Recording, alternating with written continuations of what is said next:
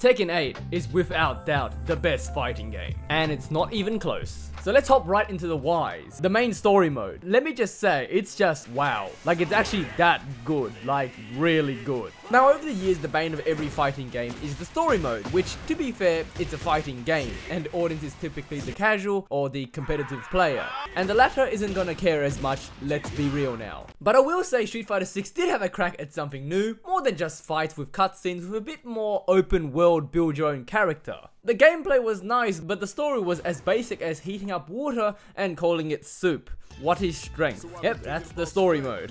Award-winning storytelling. And then you have everyone's favorite 100% not disliked at all best game of all time, Mortal Kombat 1, with the traditional story mode, which is great lore-wise, but I'd rather play online. Now for Tekken 8's story, which coming from Tekken 7's joke of an offering, did not leave much to be expected, but my god, this campaign was like Avengers Endgame on copious amounts of illicit substances. Like, we are reaching Fast and Furious level of crazy, but yet it was that good. Like, it starts off basic like any other fighting game, with a bit of story, like, oh, villain and protagonist. Excellent story writing. But then it starts bringing characters together that have never been together on screen. Then add some surprises in the form of previous content like the 3D Tekken Force game mode. Like, having that during the campaign really was a surprise, but very much welcome.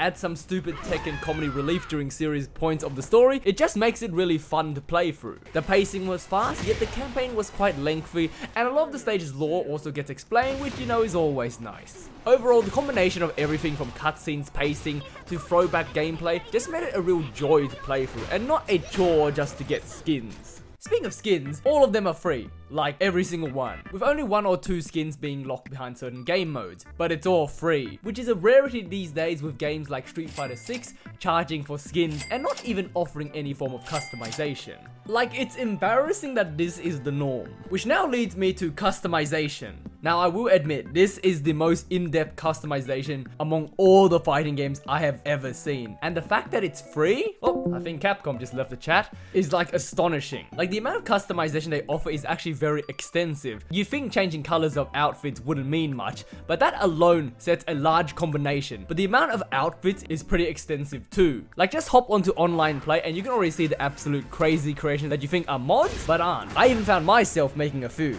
As you can see, I also enjoy One Piece. Now, I will say, is it better than all the other fighting games? Yes. However, just because it's doing better than the others, doesn't mean we shouldn't expect better. Like the item customization, which is def 100% comedy and trolling, and not technically needed, is embarrassingly lacking. Like, these are it. Like, what happened to King's Steel Chair and Law's Wok? Now, the character roster is already the largest on release compared to any of the big games, sitting at 32, 3 of which are brand new. You have a very good looking French dilf with swords and guns, and what Tekken believes to be an MMA fighter who has an addiction to coffee. I hate this bitch. And spoiler for Tekken 7, even though it's fucking old now, Heihachi died, but in Tekken 8 has reincarnated and living his best life as an 18-year-old teenage girl in Japan, in Reina. Like, all her movesets are pretty much Heihachi. Nice. So anyways, Tekken 8 is 32, Mortal Kombat 1 sitting at 22, and Capcom Street Fighter 6 in similar tradition and to no one's surprise at 18, which is better than Street Fighter 5 16?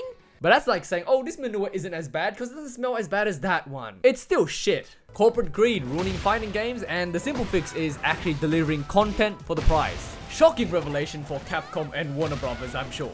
Who knew fighting games needs fighters? Wow, I never would have guessed. Now, like any sequel, there are improvements and additions, and Tekken 8 really be coming in with the heavy artillery. Not also is there a new addition for returning players, the heat system, which is pretty much a superbar that just grants characters the ability to extend their combos and give new traits to certain moves while it's active, and also giving you a finisher. But characters have also been granted larger move lists, with Law, for example, having goddamn nunchucks and whatever the hell that entails, and Nina walking around with some goddamn pistols. And making my favorite King like he's about to join the WWE and completely demolish the roster.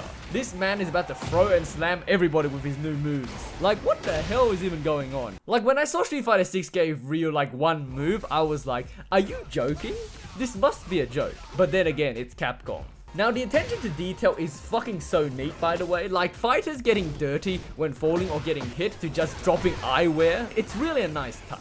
And my god, let me talk about the sound design. They make the moves sound so impactful, it's actually so fun to play. Literally feels like planets are colliding. And whoever composed the music for these stages, like give them all the raises. Tekken music was already good back then, but now it's just insane hype. Like just listen to some of these and tell me you're not ready to conquer the world.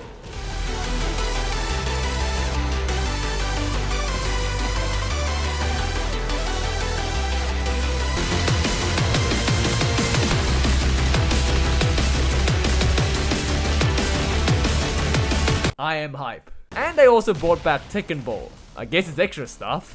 Speaking of extra stuff though, the new arcade mode, which is really just a tutorial mode for new players and is really used as more of a lounge, which I guess is an attempt at making the games more like the old school arcades where people used to meet up and verse each other, you know, in real life. Obviously this is virtual. It's nice and all, you know, interacting with people, but for ranked degens like myself, it's just like, okay, I'ma just play ranked now. Now, one complaint I did have, despite all the good, is with Tekken 8 they have enabled crossplay. Now, crossplay of course is not the bad, it is the good. Just how it's implemented is absolute horse garbage. Like, why the fuck is it so hard to add my friend who's playing on PlayStation when I'm on Steam? Like, I had to create a session, hope my mate joins, then after we fight, we can add each other. Like, why can't I just add them?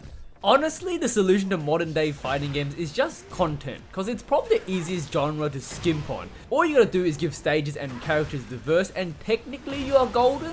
But Tekken definitely took the extra step to give more content and ultimately fixed it all in one game.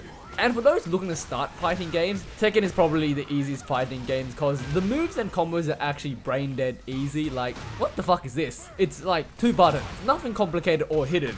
Mortal Kombat and fatalities. Tekken 8 even brought replays, which literally gives you advice on how to get good, and the Super Ghost Battle, which you can actually download off players you verse, which uses AI tech so you can practice in private and get your ass whooped away from public eyes. Call me biased for Tekken, but just buy Tekken 8.